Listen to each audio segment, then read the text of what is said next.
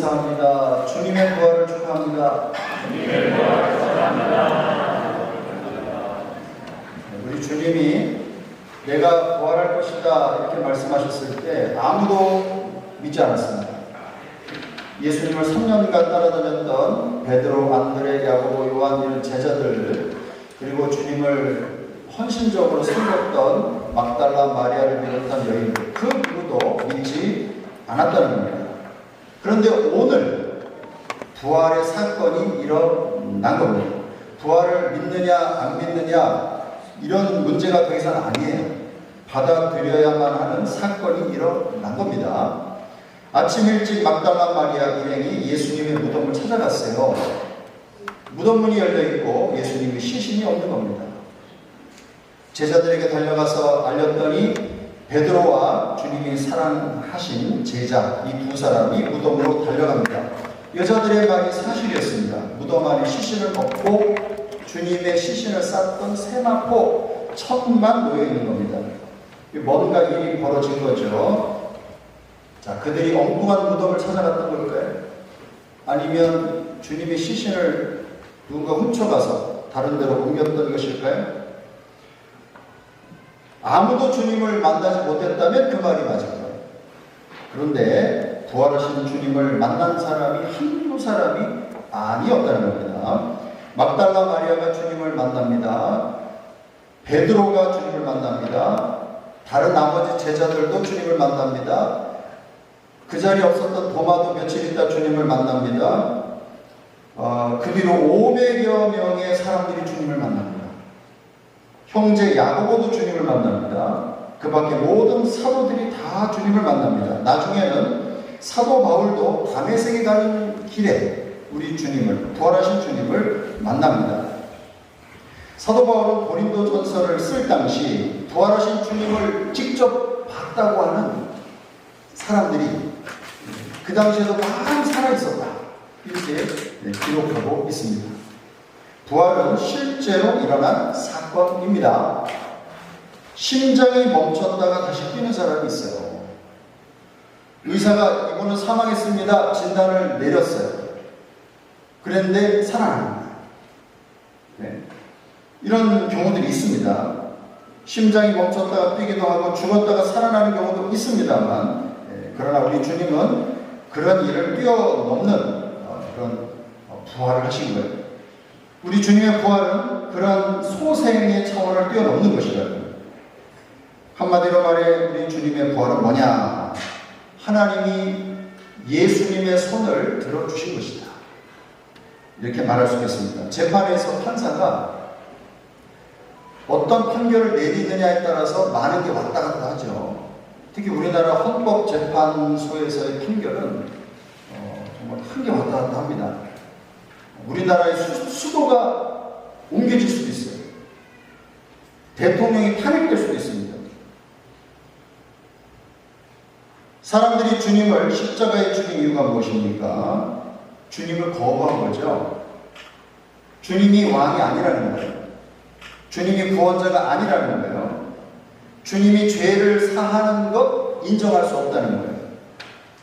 주님의 사랑의 가르침도 믿을 수 없다는 거예요.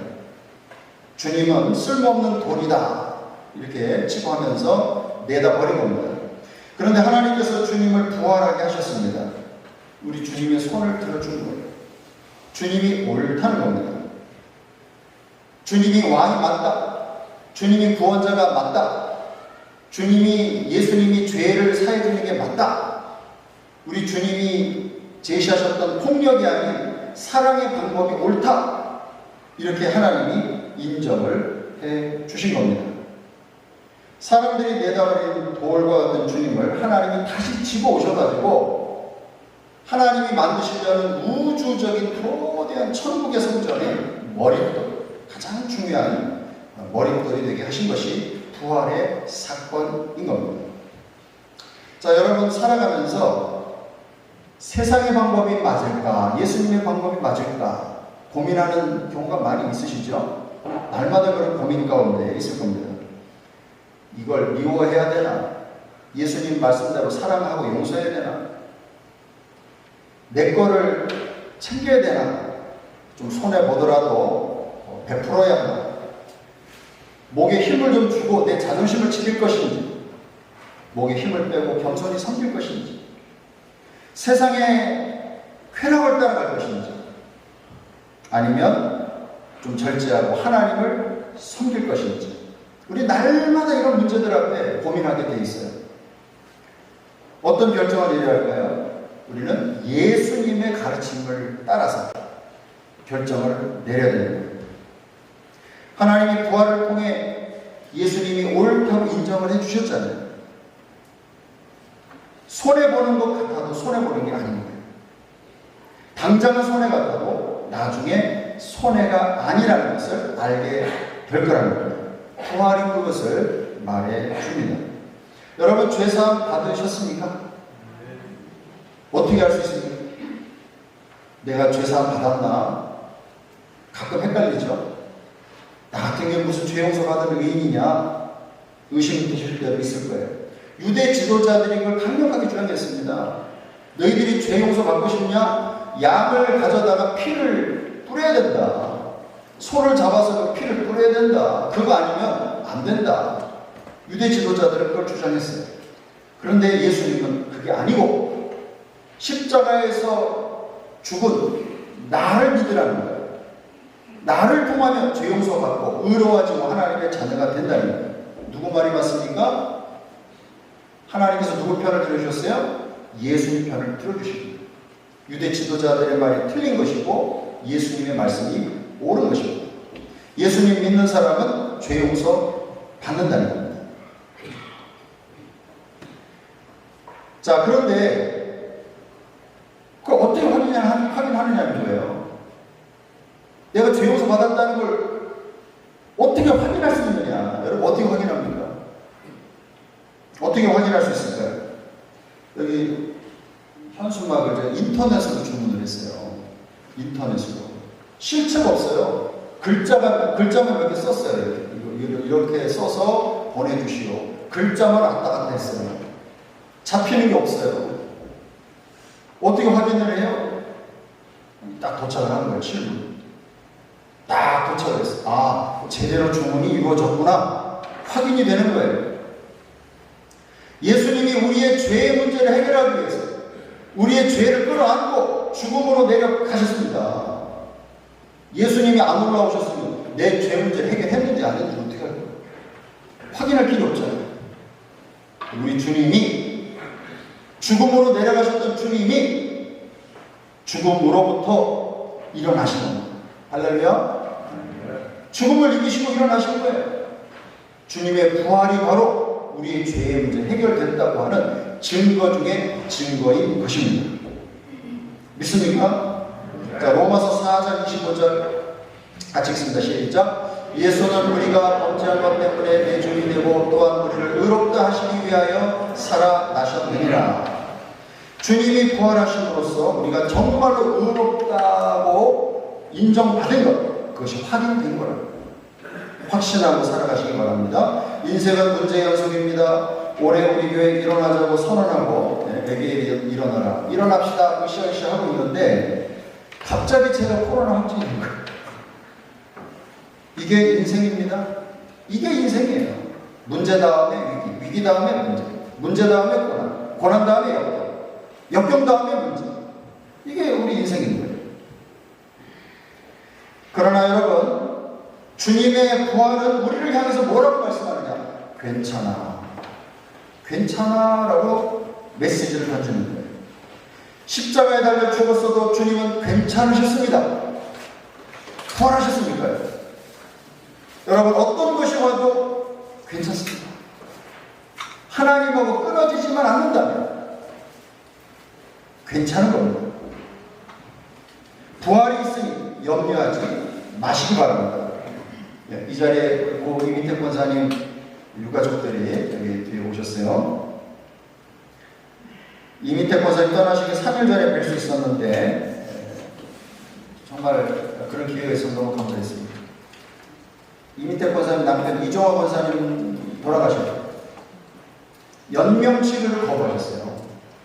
조금 더 살겠다고 나 병원에 데리고 가서 주사바늘 꽂고 이런 거 하지 마라.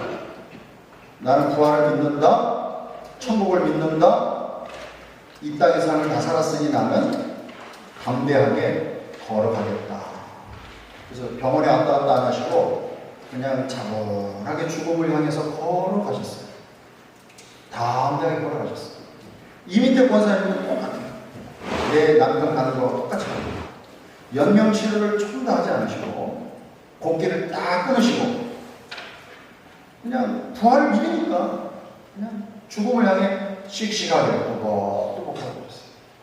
돌아가시기 3일 전에 어떻게 아드님하고 연락이 돼서 이제 신방을 갔는데 아무 기력이 없으신 거예요. 그런데 성경 구절을 읽어드리니까 밑바닥에 마지막 남은 힘을 다 끌어올려서 올리셔가지고 따라하시고 찬송가도 따라하시고 기도를 해드렸습니다. 얼굴에 미소가 쫙 퍼져 있는 거예요. 편한 미소가 그리고 얼굴에 펴져 있었다는 겁니다. 아름다운 얼굴이었습니다. 아직도 그 얼굴이 생생합니다. 권사님 마음속에 부활하신 주님이 괜찮아, 염려하지 말고 나에게 오너라 이렇게 말씀하지 않으셨을까? 저는 확신합니다. 여러분, 부활은 우리를 미소 짓게 합니다. 부활보다 우리를 아름답게 만드는 화장품은 없습니다. 옆 사람에게 이렇게 말하겠습니다. 아름다우십니다. 진심으로 말씀하세요. 아름다우십니다. 세상은 정말 불공평합니다. 따라서 정의롭지도 못하죠. 50억을 받은 정치인은 무죄 판결을 받았습니다. 그런데 회사 돈 800원을 집어다가 자판기 커피를 뽑아 마신 버스 기사는 유죄 판결을 받고 회사에서 잘렸습니다. 이게 우리가 살아가는 세상의 현실입니다. 그러나 모든 사람은 죽음 앞에 평등합니다. 누구도 죽음을 이길 수 없습니다. 몇 조 원의 재산을 가진 대그룹의 회장님도요, 죽음을 못 넘어갑니다. 일론 머스크, 테슬라의 회장도요, 죽음을 넘어갈 수 있을까요? 화성은 왔다 갔다 할지 몰라요. 죽음은 넘어설 수 없다. 그런데 오직 주님은 죽음을 이기시고 일어나셨다는 거예요. 부활하신 주님 앞에 그 누구도 잘난 척할 수 없다는 겁니다. 죽음 아래에 있는 황제가 잘난 척 해봤자 죽음 이길 수 없습니다. 그 누구도 아무리 지식이 많은 사람도 잘난 척 해봐야 죽음을 넘어갈 수 없다는 겁니다. 감사한 것은 세상에서 자랑할 게 아무것도 없는 우리 같은 인생들에게 은혜를 베푸셔서 우리 또한 주님처럼 부활하게 해주셨다는 것입니다. 옆 사람에게 이렇게 또 말씀하겠습니다. 당신의 부활을 축하합니다. 아멘. 네. 여러분, 우리 잘난 체 하지 말고 살아요. 네? 우리 잘나봤자 얼마나 잘났겠어요, 우리가. 네? 가져봤자 우리가 뭘 가지겠어요. 자랑할 게 없습니다. 오직 부활하신 주님 바라보고 살아가는 것, 그것이 우리가 해야 할 일인 줄 믿습니다. 부활은 사건입니다. 예수님이 옳다는 증거입니다. 우리 죄가 용서받았다는 확인서입니다. 우리를 배신하는 것 같은 삶의 여정 속에서 괜찮아라고 하시는 주님의 위로입니다. 우리도 부활하게 될 거라는 소망의 약속입니다. 부활하신 주님은 지금 살아계십니다.